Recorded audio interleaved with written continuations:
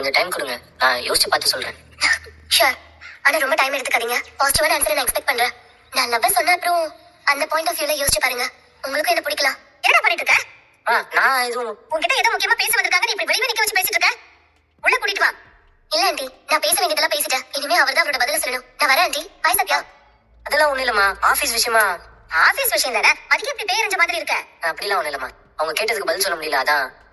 ஏய், நீ ரொம்ப புத்திசாலிடா. உன்னை நம்பி எவ்வளவு பெரிய பொறுப்பு கொடுத்திருக்காங்க. அதனால நீ நல்லா யோசிச்சு பதில் சொல்லு, சரியா? இன்னும் ஸ்கூல் பிள்ளை மாதிரி பயந்துட்டே இருக்காத. ஏங்க, இது பண்ணிதான் ஆகணுமா? கண்டிப்பா மனோஜ் ரூம மாத்தணுமா? அதான் ஏற்கனவே முடிவு பண்ணியாச்சுல, அப்புறம் என்ன? ஏங்க, மனோஜ் படிச்சவன், தொழிலதிபரா இருக்கான். அவனை போய் ஹால்ல அவனை ஏத்தி விடுறதே நீதான். தொழில் பண்றேன்னு ஊரை சுத்தி கடை வாங்கி வச்சிருக்கான். அதெல்லாம் அவன் சரி பண்ணிடுவாங்க. அவனுக்கு தனியா ரூம் இல்லைன்னா எப்படிங்க? பேசி முடிச்ச விஷயத்த திரும்ப திரும்ப பேசிட்டு இருக்காத.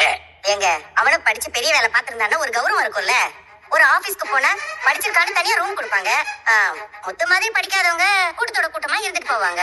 பசங்களுக்கு நடுவுல இப்படி பாகுபாடு பார்க்காதுன்னு பல தடவை சொல்லிட்டேன். மனோஜ் மட்டும் தான் பையனா, அவன் பையன் இல்லையா? அவனை பத்தி சொல்லி பெருமைப்பட்டுக்கிற அளவுக்கு அவன் எதுவும் செஞ்சது இல்லையே. கண்ணுக்கு எதுவும் தெரியலையேன்னு சொல்லு. சில நேரம் அவங்க அப்படி எதுவும் பேசினா தான், என்னடா இன்னைக்கு அவங்க எதுவுமே பேசலையே, இன்னைக்கு பொழுது அப்படியே டல்லா போகுமேன்னு தோணும். அவங்க பேசிட்டு போட்டுப்பா, பரவாயில்ல. ஏய், நீ சும்மா இருடா.